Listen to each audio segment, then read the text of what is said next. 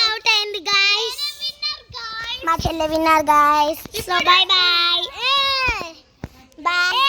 అన్నికైతే winner అయిపోయింది guys. Player champion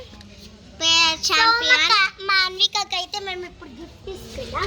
కన్నా మనం కింద ఇలా అయితే నాకు గిఫ్ట్ వస్తుంది అంట గాయ్స్. ఏం గిఫ్ట్ అవుతుంది గాయ్స్. సో బ్యాక్ కెమెరా నేను ఎపిసోడ్ నిల్సో అన్విక స్టేజ్ అంట.